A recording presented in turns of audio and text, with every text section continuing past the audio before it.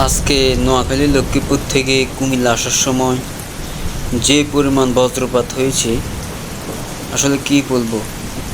আমার জন্মের পর আর এত পরিমাণ বজ্রপাত কখনো দেখিনি। একটা বজ্রপাত যেভাবে আওয়াজ করতেছিল, আসলে ভয় পাওয়ার মতো। কি বলবো, গাড়ি চালানোটা আজকে এত একটা সমস্যা হয়ে গিয়েছিল যে এত পরিমাণ বৃষ্টি আর বজ্রপাত হচ্ছে আকাশে। আসলে বজ্রপাতের আওয়াজগুলো এত বিকটভাবে হচ্ছিল, কি বলবো, আর কিছু বলার নাই। খুবই আওয়াজ বজ্রপাতগুলো।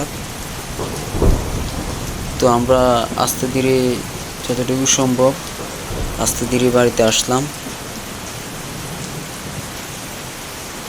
আসলে বৃষ্টির মাঝে অনেকগুলো সুন্দর ফুলগুলো অনেক সুন্দর দেখা গিয়েছিল, তাই চেষ্টা করলাম বিভিন্ন দিক থেকে বিভিন্নভাবে ফুলের ছবিগুলা ক্যামেরাবন্দি করার জন্য।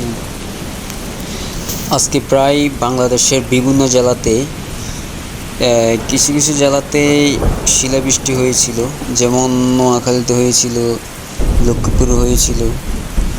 তো আমি সকালে কুমিল্লা থেকে চলে আসার কারণে কুমিল্লাতে শিলাবৃষ্টি হয়েছিল কিনা এটা আমি বলতে পারছি না, তবে নোয়াখালীতে হয়েছিল, এরপর লক্ষ্মীপুরে হয়েছিল। বিভিন্ন জায়গায় আসলে শিলাবৃষ্টি হয়েছে।